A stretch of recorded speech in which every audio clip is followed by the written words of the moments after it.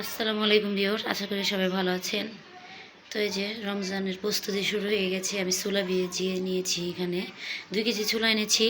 তো 1 কিলো পরিমাণ ভিজিয়েছি আর 1 কিলো রেখে দিয়েছি। তো পুরোটা মানে এই মানুষ যেহেতু অল্প অল্পর জন্য না, তো বিশেষ রকমের স্বাদে বিশেষ রকমের আয়োজন। তো এর জন্য আমি ছোলাটি এখন সেদ্ধ দিয়ে দেবো। তারপর ডাল ভিজিয়েছি, তবে ডালের প্রস্তুতি নেওয়ার জন্য এখন রেডি হব। সেটা হলো কাঁচামরিচ, পেঁয়াজ, তারপর রসুন একসাথে ছিলিয়ে তারপর একসাথে ব্লেন্ডার করে নিব। তো সঙ্গে থাকুন। এখানে আমি মরিচ নিয়ে নিয়েছি। এখন এখানে পেঁয়াজ কেটে দেব। পেঁয়াজ কেটে তারপরে সব কিছু একসাথে কেটে রেখে, আমি যেহেতু আগে থেকে আদা ব্লেন্ডার করে রাখা আছে, তো এখানে আমি আগে পেঁয়াজগুলো যে কেটে নিয়ে নিলাম।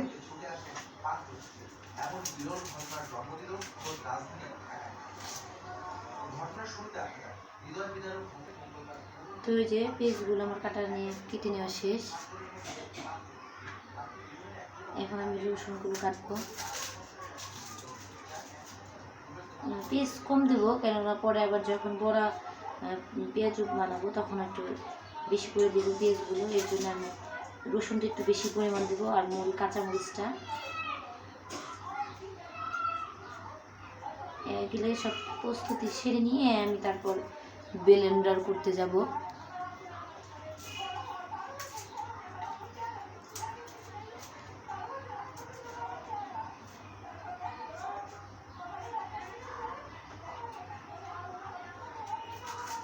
তো রমজানের আগে আশা আছে 30টা রোজায় রাখার, ইনশাআল্লাহ।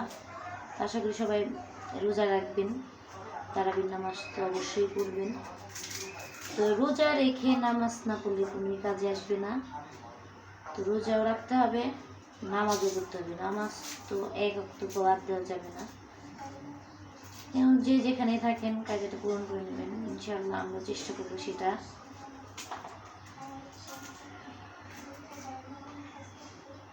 যে যতটুকু পারেন ততটুকু করবেন, সাথে সাথে কোরআনটাও তেলাওয়াত করার চেষ্টা করবেন। তো রমজান মাসের কত যে ফজিলত সেটা আমরা জানি না, কিন্তু জানি অনেকেই, জেনে না জানার ভান করে থাকতে হয়।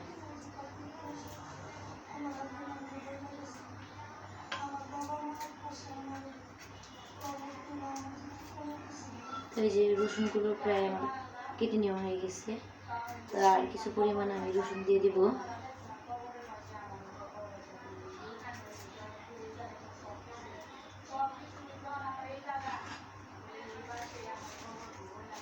তো এইগুলো অনেকে অনেক আগের থেকে করে রাখে, তো আমি এবার বেশি দিন আগের থেকে করিনি, যেহেতু করলেই ফ্রিজটা ভোগ হয়ে থাকবে। তো এর জন্য আজকে সব কিছু আমি ওখানে খেসারির ডাল, তারপরে মুসুরির ডাল, তারপরে দিয়েছি আতপ চাল। এই 3 আইটেম দিয়ে আমি এখন ব্লেন্ডার করে নেব। তো আতপ চালটা দিতে হয় যে বড়াটা একটু ক্রিস্পি, মচমচা হবে।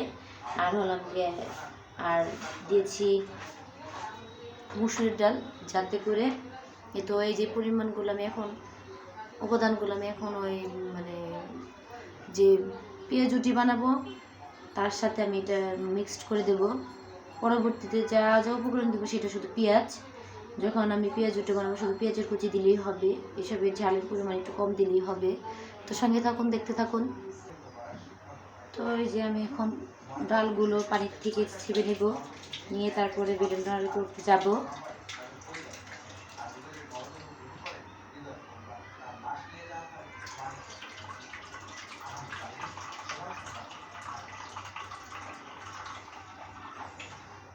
তো এখানে আমি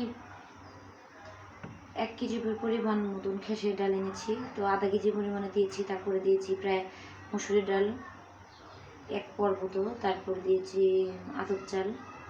তো এই 3 উপকরণ দিয়ে এখন আমি এটাকে ব্লেন্ড করে নেব।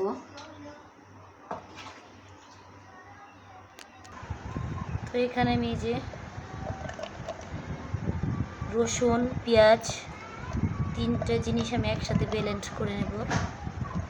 তারপর আস্তে আস্তে চালের গুঁড়া মানে সরি ডাল আর চাল একসাথে মিক্সড করে নেব। দেখতে থাকুন। আমার ডাল ব্লেন্ডার করা শেষ। এগুলো আমি এখন প্যাকেটিং করব। দেখি কতদিন বা কেমনি কি খাওয়া যায় সেই অনুযায়ী প্যাকেটিং করবো আর কি। তো দেখি চলুন তো আমার চুলার কি অবস্থা। এই যে এদিক দিয়ে দেখি আমার চুলা সেদ্ধ হতে মানে আর কিছু কয়েক মিনিট বাকি হবে, কেন বলক উঠে গেছে। আস্তে আস্তে হোক।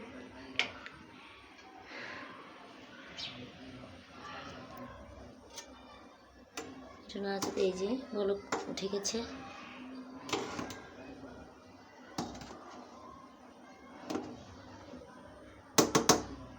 মানে রোজার প্রস্তুতি আর কি তোড়জোড় করে চলছে।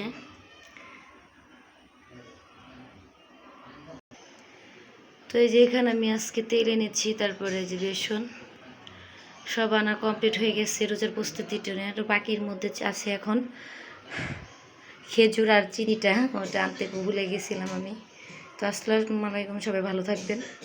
আশা করি সবার কাছে ভিডিওটা ভালো লাগবে। দয়া করে চ্যানেলটিকে লাইক করে দেবেন, শেয়ার করে দেবেন ও কমেন্টের মাধ্যমে জানাবেন।